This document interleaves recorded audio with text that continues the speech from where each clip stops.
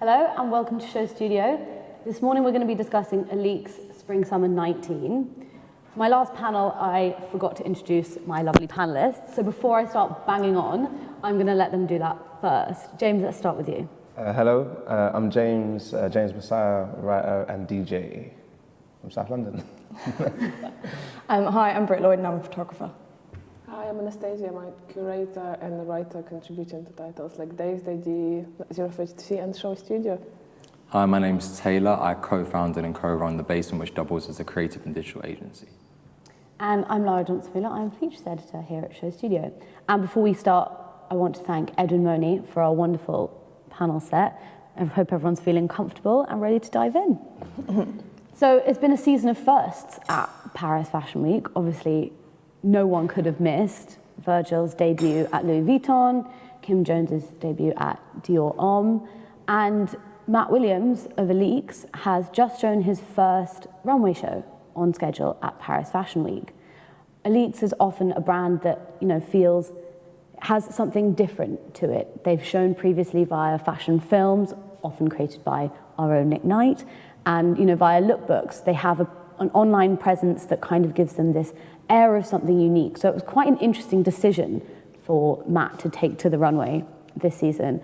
And I just wanted to, ask our panelists in general what they think of that decision, and perhaps, in general, more what you think of watching a show in a catwalk as opposed to in a different format. Anastasiia, I'm going to start with you. I think, to me, it seems like a very interesting decision for ALYX to start doing runways. Precisely because when I needed an example of the fact that catwalk might be redundant as an institute, ALYX was always the first brand I'd go to. I'd be like, look, they're not doing catwalk, they invest in all the money in the product and in production, in making something which is actually desirable and can reach the consumer without actually going via the whole medium and the whole spectacle of the catwalk. And it seemed to work for them very well. So it was somewhat disappointing for me. I was like, okay, great. Now they kind of proved it wrong, because I think we're all looking for that looking to see the system changing, right, in all many ways, including do we still need fashion weeks? The thing, such a thing which is so it costs so much money. It seemed to be sometimes more performative than it is useful, and so on. So it's kind of interesting for me that the status and all this energy which comes with catwalk still seems to be existent. Still seems to be there. So the brand who would even seemingly be successful without it, they would still want to tap into this thing because they're still like an institution. Do we think maybe it was because of this fashion week that the last 4 days in Paris have probably been the most momentous 4 days in fashion across the past 2 years, especially with Virgil, getting the helmet at Louis Vuitton, someone who's come from a very different background, obviously we all know the appreciation with that. And maybe if you want to present yourself as a relevant menswear brand, which ALYX is and Matt wants to do, then maybe, especially this Spring Summer 19 Paris Men's Fashion Week, maybe that's kind of why he had to. Do you think that's the motivation behind it, that he wanted to put himself on that list with that group? I suppose so. I like this point. I think all of the kind of reading I've done around fashion changes a bit more recently. For me, I'm impressed by the brands that are kind of moving away from the basic institutional systemic idea of how things are meant to be. So I don't know, I think from what I've heard from people, the reviews seem to be mixed to positive. No kind of outright negative reviews of the show so far, so I guess it's paid off in that sense. Yeah. But then, I imagine there will be people I think of themselves as part of the new guard, or who are kind of pushing forward a kind of anti-establishment attitude within fashion, who are going to be let down by that decision. Me personally, from what I've seen, it looks cool, looks good enough. And I don't know, I think maybe there's an element of fear that some people want from their shows that may not have come with this, but then again, it depends how you want your toast buttered. But is there the same feeling in this catwalk show? We've all had a look and we'll watch the live stream, but was there the same feeling of the way that ALYX was presented? I feel like personally as well, I got very used to seeing it with these sort of slight veils of imagination in terms of fashion film. there's very much always been a personal touch when the lookbooks are created. What do we think the difference was in consuming this collection through a show as through a fashion film or through a lookbook? I think that ALYX as a brand will always benefit from having something that is more focused on the smaller details and the design aspect of it, which with a runway show tends to get overrun by the theatrics, the music, the crowd, the people who are there and whatnot. However, the way that Matthew describes fashion is like, fashion isn't just about the clothes, it's an applied art form, and this is a different way of expressing your brand, what it stands for, your ethos, your ethics, and your design. So I think that he's a sort of designer that will always benefit from having an editorial or a lookbook, something that focuses on the product on a much deeper level. But he also, I guess, wanted to flex his creativity and show that he can also put something together in a more traditional aspect that will really work well for him. I think as well, like with Matt said that he felt that he was ready at this time, and ALYX was born from Matt, and it's a very personal brand to him. Like Matt has worked as creative director for so many amazing people. Like he's been in the industry for so long, and he's had all these ideas he's been working for ages. And then when he did ALYX, the reason why he wanted to do it was that he could do it all himself, and he could be at the helm and he can make all the decisions. So I kind of also appreciate that if he felt it was right, then maybe we should appreciate that. And I feel like with ALYX, we should always kind of trust how Matthew wants to communicate it and how Matthew wants to push it forward, because I think like he's the one person that understands it the most. Like he's not at Louis Vuitton with loads of heads like helping him make decisions. Like I think that I think we should kind of trust that when he thinks it was the right stage, then I think it's really interesting that it was so minimal, the catwalk presentation, because we're used to the fact that catwalk is minimal, but it doesn't always have to be. You can have like colored smoke, like Rick Owens. You can have things which are closer in terms of atmosphere to that image they create in lookbooks and everything. So it's kind of almost a bit too plain. It's catwalk produced to be photographed and go on Vogue.com. So it's not the catwalk where you would be like Craig Green or something, where you sit there and you actually feel like it's something like very special. Do you think though, because I think when Matt presented his collection through the catalogues that he did with Nick, there was a concept behind it. What Matt was trying to get through his concept of the collection was very much communicated through the shoot. And I think that if he wanted it to be at that kind of level with his catwalk show, it would have had to have been, all whistles blowing. Whereas maybe for his first catwalk show, it had to be about the clothes. It wasn't about him trying to, because I think the catalogues did that so well because they could take their time and really, refine it. And I think if he wanted to give that kind of with the catwalk show, it would have had to have been, Of course, and sorry, continue. I was just saying, he's made that point before, talking about it's not just a time thing or a money thing, it's an energy thing, giving all the energy that would be required to put that on the same level as the fashion films in the catalogue. Exactly. Into that runway. Because only 3 months ago, he was like, nah, I'm not doing the runway. Yeah. But I think that's also really cool when you talk about how personal it is. Like, he's named it after his eldest daughter. Exactly. It's something that is him. And, just as a young brand, just as a young child, they're going to say yes 1 minute, no 1 minute, yes, no. We've got to be able to be there to support him and allow him to make those decisions. Yeah. So the fact that it's plain to a lot of people, like I said downstairs, I'm almost more of a fan for the fact that he didn't try and do something absolutely avant-garde just for the sake of people talking about it. He stayed true to himself and the brand. He understands his limitations as a new designer, a relatively new designer, and just wanted to make it about the clothes. And for me, that's why I think it's definitely one of my favorite shows. And like with ALYX, we all know with ALYX, the beauty in ALYX, the amount of money and production they put into research and development. Like you go and the beauty of ALYX always being in a showroom was you would go and touch the pieces and feel them, and it was all them little details that were so incredible and that Matt does so well. And I think that's why this catwalk show had to just be about the clothes and keeping that running with it and kind of not letting everything else distract. That's why I think it's more a status thing rather than a presentation tool. It's like, it's just measuring how much money you have, how much you have to invest, and how much you'll get out of it, being, as you said, together with all this new exciting crew. Let's have a look at the collection, because there were a lot of looks. And so, Britt, when you say, I think it had to be all about the clothes, and Matt and the brand very much concerned about quality.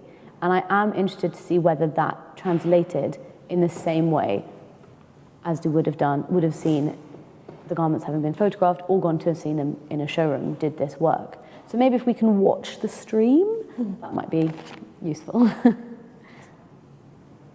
So obviously both Matt and ALYX Instagram lived this when the show was happening last night.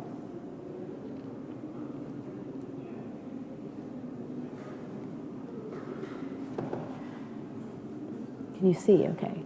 Yeah, I'm just in Between two. Double screen. I always find the comments being such a bit distracting. It's in Playboy Party. Spelled T-Y. Yeah, I know.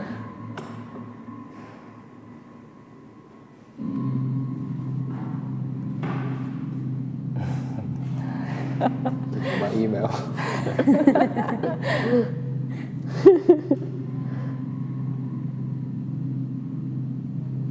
Of course, people are commenting Even just already. with this, there's quite a pace to the way the clothes are coming out.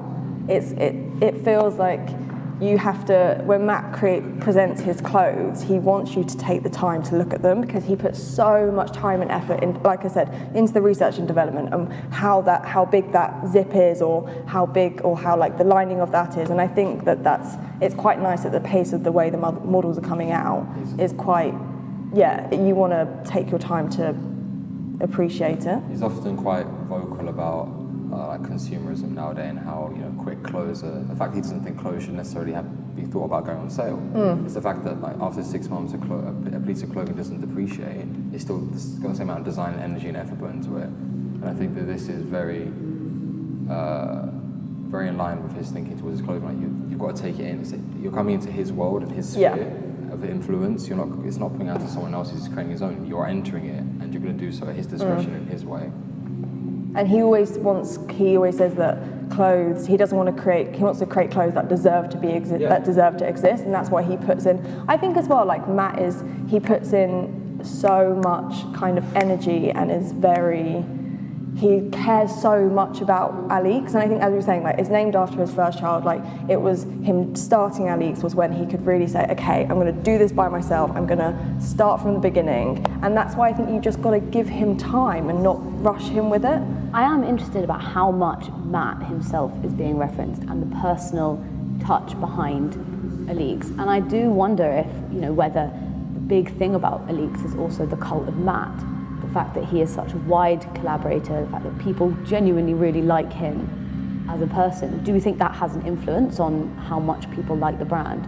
I think it's just nice for people to understand that the person that they're buying into, the brand they're buying into, isn't just like, okay, cool, we've got this cool concept which is really marketable and we're selling. Yeah. It's like, no, everything has a meaning, everything has a purpose, everything is there for a reason. And in this world we're in at the moment where it's just like such fast fashion, like in, out, he's creating something to stay. Like, he's talking about the fact that he wants ALYX to be around for like 10, 20, 30, 40 years, still forever if possible. And I think that's evident in the quality of the clothing, but also in his attitude towards the design and even the show. But I think they're just such intricate, like, hype artists, ALYX as a brand, just because it's work with hype, but really careful one in terms of what celebrities they give the clothes, what celebrities are seen wearing the clothes, how his own personality comes through. It's basically not this cult of personality, not over the top. It's always really careful, but like careful enough for you to think, oh, this is actually cool. I would quite like some of that. So, but in that respect, for me, it's very interesting to see how we look at this clothes. Is it actually influenced by our idea of a brand which exists in our heads already? Because some of it is very, very simple. If you look at it in the catwalk. Some of it could be honestly anything if you don't know that it's ALYX. Apart from probably some accessories, actually immediately you can say it's them because it's signature pieces. But some of the clothes is really simple. It could be like rough 8 years ago. It could be something else. So, but for us, it looks that desirable and that amazing because we have all this background. And that's interesting because I'm not saying it's a bad thing. It's more like that's how it works today. Who else do you really have that with right now? I think like you can sport ALYX, and not because it's got ALYX printed across the t-shirt, which so many brands are doing right now. You can spot ALYX because of their nuances and because of their amazing details that they have. And I think that that's where the care comes in from Matt, and it's sort of... I mean, the bags and the belts are amazing. They're like completely, everybody copied them. They influence so much. Totally ubiquitous with the brand. You know, you see that roller coaster belt, and you know all the codes. You know, it's tied to the first fashion film that they made, Mother, which is basically, you know, it's in Brighton, it's filmed, and it's got all these obvious house codes, and that's become something that you see on Instagram on Bella Hadid and Kendall, and something that kids are gagging to buy. Yeah. But I also appreciate that obviously the roller coaster belt is a thing, but I also appreciate that he's able to stretch his creative design muscles in terms of design, and like his tailoring from his first menswear was beautiful, and some of his women's wear, like the fabrics and the textures, are so great. And I think that he doesn't, the way that obviously ALYX works is he doesn't have a whole new concept every season, and it doesn't look completely different. But again, he wants this to have some longevity to it, and he wants to slowly keep building on it rather than it being, as we said, like such fast fashion. And I think that not enough brands operate like that. I guess he has to know what his role is. You mentioned at some point about, you know, hype and where it lives within the kind of broader world of fashion. I think even now watching this, how much it kind of doesn't do the big theatre. It's almost the idea that he could have done the big name printing or anything else, but because so many people are surviving and thriving on that model, he's got to find another avenue to travel down. That's the vibe I'm getting. I think it also comes to a place that he appreciates fashion through a different lens as to what, you know, say like a Virgil might. He looks at fashion from a functional point of view, and he looks at clothing that serves a purpose, which is inherent. It underpins his whole brand and him as a person. You know, like he did Bean Trio with Virgil and Heron and whatever else. He's worked with these people that have like come from like this sphere of like, okay, hype. He's managed to remove himself from that, but still be connected to it, and then create something that can stand alone from him as a person, stand alone from Virgil, stand alone from Kanye. It's just great clothing. Like you might not want to wear it. You might not look at it and think, okay, that's for me, but you have to appreciate the craftsmanship and the attention to detail in it. Definitely. And I think, of course, like, it's so relevant and modern to today. Like, me personally, as a 25-year-old girl, like, I obviously enjoy fashion, but my lifestyle as well is I don't go and buy floor-length gowns that I go to events with every day, whereas I can invest my money in clothes that I can wear from when I go to work in the morning to when I come home at night, which I don't go home and like my day is continuous like that. And I think he's creating a really good product for people that actually want it, and it's not just, as we said, he's not just creating clothes for the sake of creating clothes. I mean, I don't know though. I don't want to sound cynical, but that thing about there's too much clothes, there's too much of everything. Let's just focus on making this really precious one thing, right? But then why do a catwalk show? I can imagine he's the sort of person that he'd be able to name every single item that every model is wearing and why it's there. Yeah. Imagine if you put Virgil on the same spot, do you reckon he'd be able to do the same thing? Well, I don't know, I almost think it's that thing about having his own avenue. So to say that it is like a contradiction in terms, but I think it's just about the way that you present it to the market. It's like, well, my avenue is going to be, you know, long-lasting fashion, and that's what I'm sticking to. And I guess the kind of durable, like sock boot things that they was doing kind of like lends itself to that, the whole look of like military, whatever else, sort of like a long-lasting aesthetic. But again, it's just about having an avenue that you go down. Whether or not it's true is another question, but that's the kind of brand voice. And it's worked. I mean, we're convinced to some extent at least. So rather than being true or false, again, I think it's just about the business of how you speak to the audience, and it's working. But I think you're right. I think the question of whether or not he should have done a catwalk show is still... I mean, it's not even... He needs to do it. Yeah, but also like none of us is actually looking at that stream. Exactly. Let's face it. How entranced by this stream is everyone? Really, like we're having a conversation and we can talk about that. I was excited when I looked at pictures because like, wow, this is beautiful. But like when you actually look at it like this, and again, I think he couldn't do the big hype theatre business. Is like, let me just go the other direction completely. That's an art form in itself, just because it's not. Like minimalism is still something that should be appreciated, and this is just him saying like, look, I'm not about the theatrics. I am still into fashion. I'm still a designer, and I want the focus to be on my clothes rather than okay. He's got a few big faces in it, but like it's not every single person is this influencer, this model, this superstar. It's a focus on okay, cool. Did they look right for the clothes? Did they fit right for the clothes? Okay, cool, you're in. And you know, whilst we're not all sitting there glued to the screen like we would have been with other shows, I do think that this is something we would come back to and look and reference for years to come. Whereas some other shows, you might not be. It's just very much of the moment. Whereas this is something that could stand the test of time. Like if you'd shown this 5-10 years ago, it wouldn't look out of place. If you show it 5-10 years in front, it wouldn't look out of place. And I think that's what he's really good at doing, is creating something that stands alone from hype and from trend, while still being able to like dip in and out of it. I think what surprises me with this, obviously, is the sense of minimalism, because what ALYX's clothes do so well is they do have this very tight conceptual feeling with all the hardware and everything, but they often stand really amazingly in these backdrops that are quite theatrical and incredible. And Matt also is, known for his theatricality in a lot of ways. In his very early years when he was creating costumes for Gaga, creating shows for Kanye, he does have this in his head. So it did surprise me when, coming away from doing these fashion films that are very high octane, that the visuals are just, mind-blowing, that this show is so pared down. I think it's the way that Matt wants to communicate nowadays, and I think it's kind of going back to as well, it's how you want to communicate your brand. And when he started the brand, maybe because of the position of it in terms of it was quite early and the production side of doing a runway show, but the way that he wanted to communicate ALYX was through a much more simpler or much more modern way. Hence he worked with Nick, and they could share ideas, and they created, instead of this catwalk show, they created a really beautiful catalogue, which in itself as an object was so refined and very thought after. And then they created these amazing images and fashion films, and I just think it was a completely different approach of how to communicate his brand and what he was trying to say with it.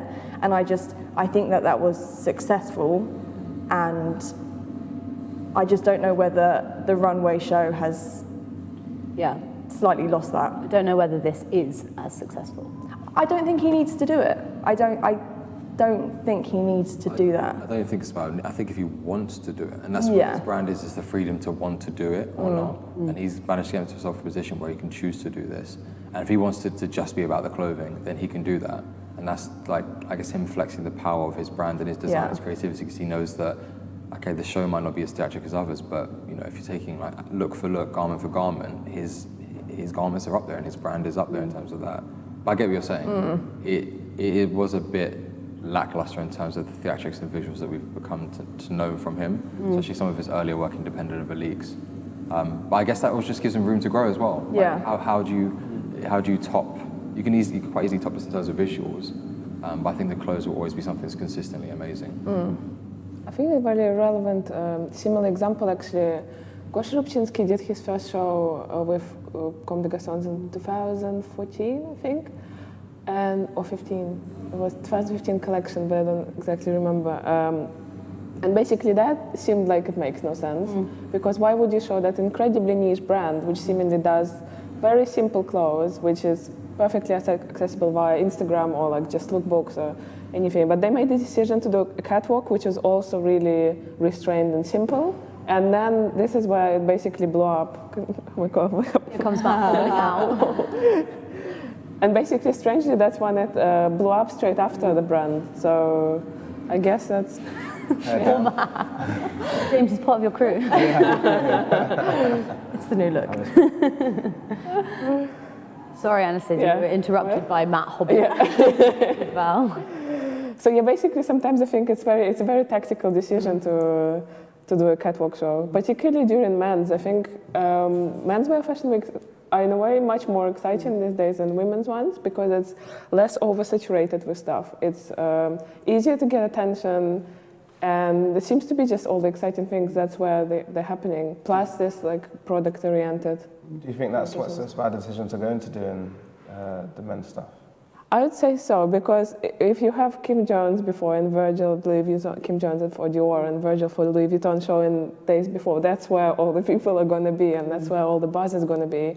And generally, I think menswear seems to be like a faster moving and like more vibrant space, more like in the future for the consumer. I think menswear at the moment is talking to the customer a lot more easily and a lot more directly. Like the customers in menswear are sitting on the front row, your clothes are in their music videos, it's such a more inclusive industry at the moment, and I think through celebrities, but also I don't know. I think as well, like obviously menswear has not as grown as much as women's wear, but I think in terms of what you can do with it and push with it, like through my eyes, through photography, I think there's a lot more to explore through menswear fashion photography as well, and I think that there's a lot more men's fashion magazines coming up, and I don't know, it just feels more inclusive. That's hierarchical too, also, sorry. I think that the question about whether or not he should on the runway show and how it kind of sticks a middle finger up to the idea of like an establishment or a way of being, I think for me what could have been really interesting, not to get into his head or anything, but the idea of like not doing menswear, but just continuing with what he was doing before and blurring the kind of the binary a bit more. That would have been really exciting, I think. Well, interestingly, this is the first time that Matt showed menswear, with menswear being the dominant, category he's showing in, and I think that maybe does lend weight to the argument that the reason he showed in this catwalk format, now in Paris Fashion Week men's in this season, is to join the ranks of Kim and Virgil. I wonder what he would, I don't know this, but I wonder, why because obviously he's been doing women's wear since 2015, and why would his first catwalk show want to be his men's collection?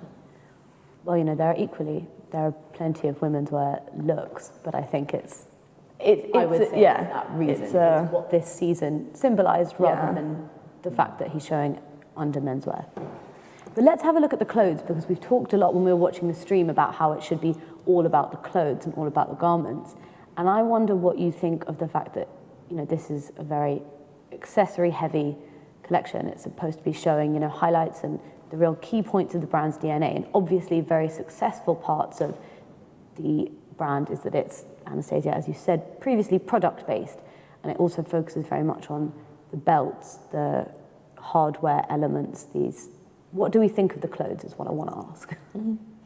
I'm impressed. A lot of it would look good in my wardrobe. Kind of like looks and styles that I tend to wear myself. I think separate from that, accessories I'm not crazy over, but it's like the leather trousers, the shiny ones, and the wild jackets and shit. That's like kind of up my street. So I can speak from personal opinion and say I'm into it. Tayler, you're nodding too. No, I agree. What I like is that after doing a lot of reading and research about him, where he grew up, his pathway into this, it's always exciting to then look at almost like a final piece to be able to point at different references. So for me, I can see a bit he's obviously really fond of Hedi Slimane SLP, and I can see that kind of rock chic in some of the looks, especially the snakeskin being quite garish but still wearable. I can also see a lot of early 2000s undercover with the bondage, the strapping, the crop jumpers. I honestly think that as clothing terms as well, this is one of my favorite collections because it marries up a lot of my favorite designers and influences into something that's even just the bondage of the denim. It's just, I love it.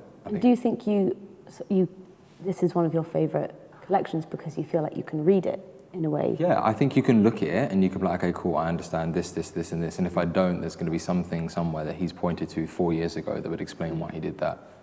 And I think that there's a reason behind everything. And so we're getting back to what's so great about his brand is there is reasoning. He's named after his first daughter because that's the way he feels about this. Is something that he never wants to lose and something always be so close to him. And every piece has some, so you can understand where it's come from. Obviously, we were talking earlier about hardware, and it's once again ever present in a lot of the looks. And I think that the whole story of how he got into hardware as well it's just so real, it's just so natural. And you feel that lends a sense of authenticity to these pieces? Yeah, 100%. That look on the left is just, for me, looking at them, okay, cool, I can see that early 2000s undercover, Japan, almost Raf S kind of I see it and it's and he talks about that a lot. He talks about these people that influenced him so much, and it's great for him to see like taking inspiration without plagiarizing and stealing, which I think is quite easy to do as a designer, because you almost don't realize how much you're taking from something until you step back and think, "Whoa!" But he's managed to give it his own twist. He's managed to incorporate it amongst other looks that wouldn't necessarily sit in the same era or even the same category. And do you feel it looks cohesive? Yeah, I think if you're going from like the first look, it almost like each bit kind of like, you start with, what was the first look? So you start with obviously like the topless rock, kind of like punk sheet kind of thing, and it slowly moves into, I wouldn't even know what to describe that as, and I don't know. You're following. You can see like a natural transition from like, you've got two-piece tailors, you've got trousers and blazers, and gradually losing more clothes, becoming more and more rock, more and more punk, and more and more hardware becoming like a blazer with like the little bag around the front. I just think it's sick. Britt, you're a self-proclaimed #ALYX guy. Are you looking and you want to buy?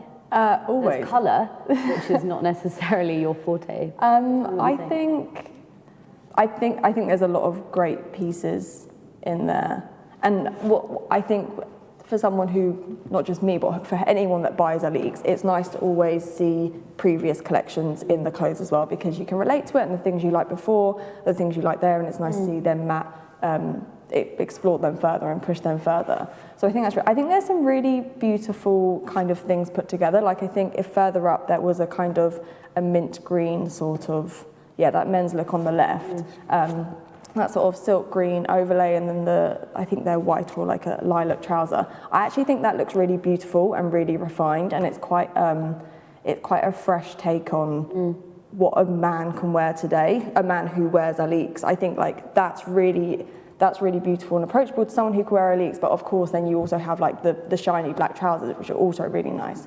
And I think that's what Matt is really good at with ALYX, is he can have these really beautiful, delicate, quite feminine pieces that are quite refined, but then he also has that combination of that quite hard edge of it. I think some of the jackets are really beautiful. I think like the tailoring with them, like the one just up above there, up a little bit higher. The one on the left there. And obviously you can see quite a lot of the Nike collaboration stuff in there, which I think in terms of styling and using that kind of quite sportswear, them sportswear pieces combining with his quite beautiful tailoring pieces. And also with Matt, like the textures are always really nice. And I think it's just very clever the way he can combine that together. That's my favourite bit, that one in the The one in the middle, on the left? On the right, far right. Oh, okay.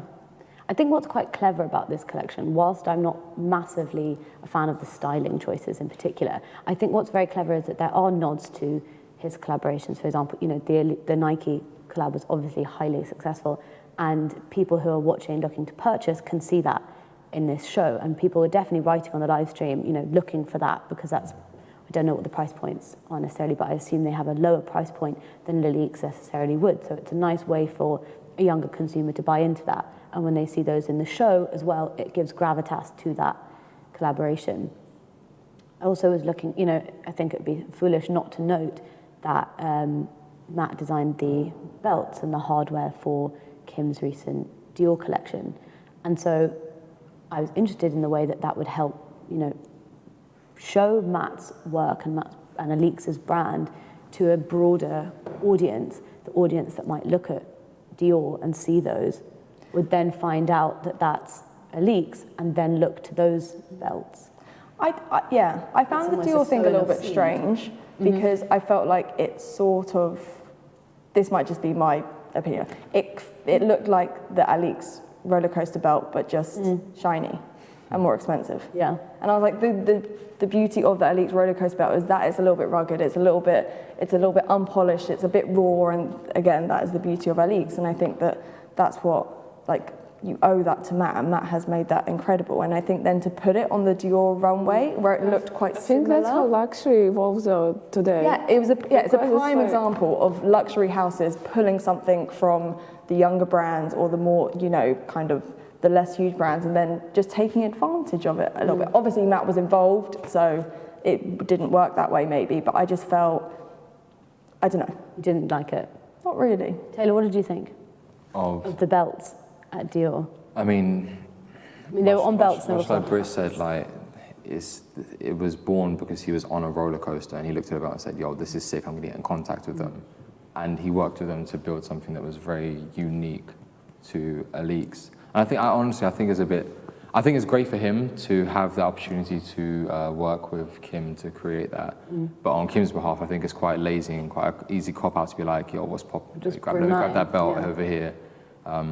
Especially the most defining piece of the most defining product of ALYX. Like, I don't know, it was just, you know, most people were saying like that belt was the only cool thing in this collection, which I tend to actually agree with, but it actually also fell off because it didn't sit right on. Like, look at it. Like, if you just look at like the images going past it just doesn't sit right. It's just like it almost. I don't know if it's because we're talking about it, but it's the first thing that stands out to me. Everything else seems quite like whitewashed and grey, and obviously not grey in colour, but like I see it and it's like this thing that instantly draws my attention. But whether you like it or not, it does do this thing where it does sow Matt's seed to a wider audience. 100%. Putting ALYX and putting that influence on a runway show for one of the most hyped shows of the season, Dior, in front of millions probably of people. Is that for Matt a step forward? Yeah, I think you have to think about what Matt wants to do with ALYX, and I don't think any of us can answer that question, and whether he knows yet or not, we don't know, but is ALYX something that he wants to grow and have stores all over the world and have, become this conglomerate of a brand like Louis Vuitton, or does he want to keep it close to him where he controls everything and he is in charge and it's his ideas and it's, as we said, it's like his baby, it's something that he can forever be a hold of. I guess it's where he wants to go with it. And the more he grows and the more he develops, and like with this decision doing a runway show, he's going to have to, I'm sure opportunities are going to arise where... And what would we prefer? I preferred for him to, turn into one of those designers you hear horror stories about that are so stubborn and so stuck in their ways because it's something that they've created. Yeah. And it's like, but that's the way it is. I honestly think that, the exception of like some of the bigger fashion houses like your Louis Vuittons, your Gucci, and your I guess Prada as well. A lot of these brands, once they lose the people that started it, it's not Raf Simons anymore. Is it something that could something that could turn into kind of like a Dries type, a Dries kind of, what's the word? A Dries, where it's not growing too much. It is what it is. He's still there. People love it because they know what they're going to get. Dries isn't going to change the world, but it's a very good brand and it does well what it does well, and it's got that authenticity to it that will never leave. That's a great comparison. Yeah. I think what's going to happen basically, definitely, is the fact that this look is going to be copied so much in the next 2 years, because to me it was very exciting to see Louis Vuitton show and to see then ALYX show, because there are certain similarities in it, and just in terms of the way garments are styled, the way they're put together, some of the accessories. So actually I felt like this is going to be the look of the next few years, as we had the Vuitton look being big, or we had like more street, more kind of baggy stuff, and now it's kind of more refined, more like sort of more almost tailoring inspired stuff, but still having this street edge to it. So and people are definitely cotting on to this, so as Virgil put it, accessamorphous idea, which is that an accessory is also a garment, and that's something that we're seeing, in a lot of luxury brands, as well as things that are kind of being copied in the high street. That to me is about the idea of like the pyramid, It's like maybe people can't buy the kind of very expensive outerwear or dress, but they can buy the accessory, which is a cheaper price point, but then still gives them the look or the credibility of having this piece with them. So it makes sense from a business standpoint, almost more than anything else. And I guess you talk about the roller coaster belt so much, what other statement can you make other than I know about this brand, or I can afford this piece because it's noticeable and it's only a belt in that kind of way. I guess that's how all the brands do it. Again, the mention of the fashion pyramid, it's like there you can get it and not spend too much money. So same when I was younger, I used to like always want a Louis Vuitton belt because it was something I could afford. I could never afford the big duffel bags, but a Louis Vuitton belt was an accessible way to get into that brand and feel a part of it without necessarily having to, break the bank. Break the bank, be the target clientele. Then coming back to this, are people going to buy the clothes? Are people going to buy the garments that have that much higher price point when you've seen the accessories as well in the collection?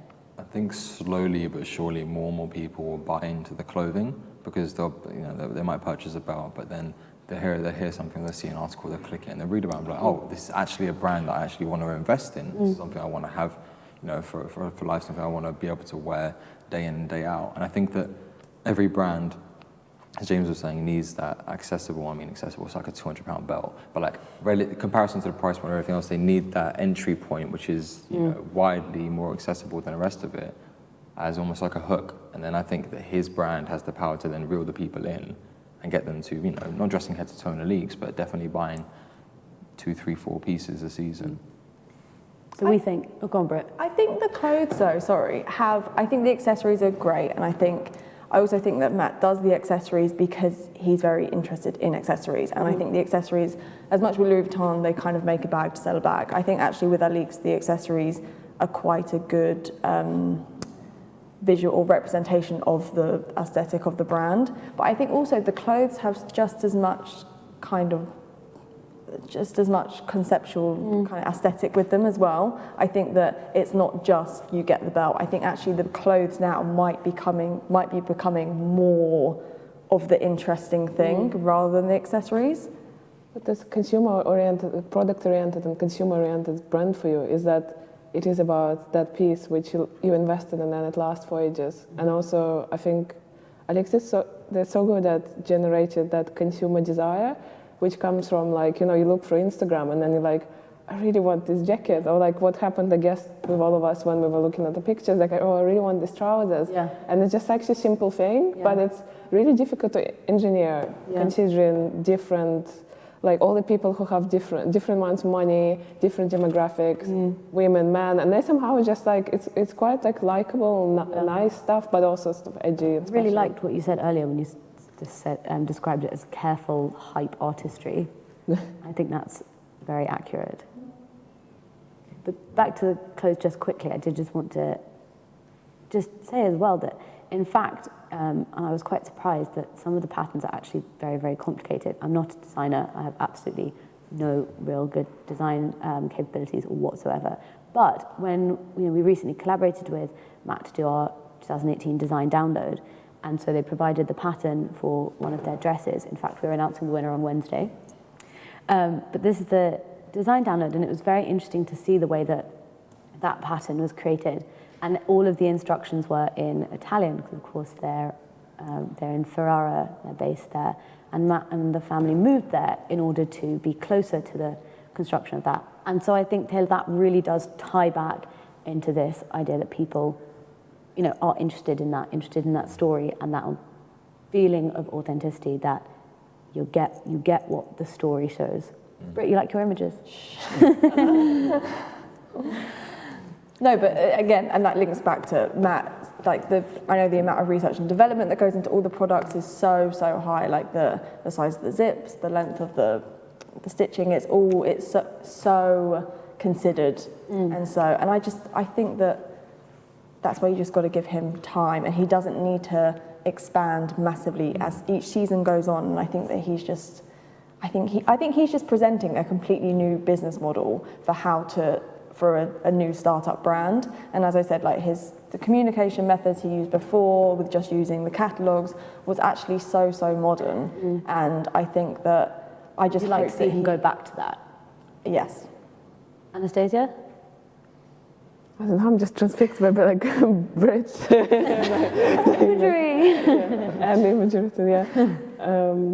Sorry, what was the question? My question was actually, would we like to see Matt go back to his original format of presenting a collection? But I think the one doesn't preclude the other, right? When your brand is developing, right? You can do all of it. You can do whatever you like. Greedy, we'd like to see both. I'm quite intrigued as well that he might. Sorry, Anastasia. That he might. This is the catwalk collection, yeah. But he might create imagery of this afterwards. It might be a dual thing, and I just hope that he doesn't replace that with this completely. I think what's back to your point about the control of the hype, that he's understood in every aspect. Sustainability is something that we need to be aware of.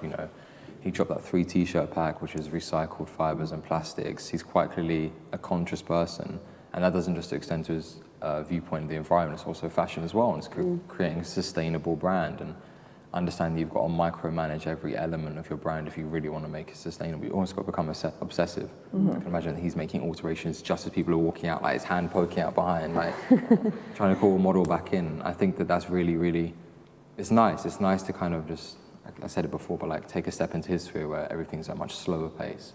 Everything is like really meticulously looked at and talked about and conceptualized. And I think that it makes a massive change to what we saw the rest of Paris. I think if anything, this show has more, is more like the Cold War show, not in terms of the visual appearance of theatrics, but you know, the conceptual element behind it, the design process. You know, having spoken to Sam and obviously reading about Matt, they've got so much in common in terms of the way they both approach things, but they're both completely different aesthetics.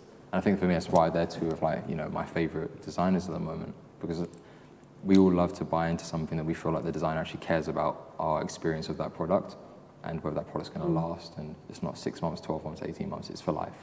It was really interesting. I was fortunate enough to be involved with the Nike collaboration, and I was able to see actually the garments and see the samples, and we had a range of athletes being shot in it, and they were all completely different athletes, and one was a skateboarder, a runner, a triathlete, a boxer, a dancer, but all from completely different backgrounds, and they all put on the garments, and every single person was completely besotted with it, and they were standing there for about 20 minutes, like looking at each pocket, wearing each thing, and it's, I think the reach, especially with his Nike stuff, and I think that he also has with his fashion stuff, is there's a lot of people that really appreciate it, and I think his audience and his customer is really, really important. And just when these guys put on these garments, and the one thing they all had in common is that they are all athletes, and even though their sports are very different and their training's very different, but they all are athletes, and they all put on these garments and were completely, because it was just really, really new and very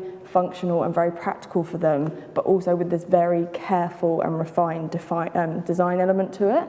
And that was just really nice to see how much people appreciated all these kind of small, all these small design elements to it. Well, I think we've definitely appreciated what Matt's done today, so I think we should give him a round of applause for inviting us into his world in many ways and allowing us to see his debut collection and have so much to talk about. Thank you so much, everyone.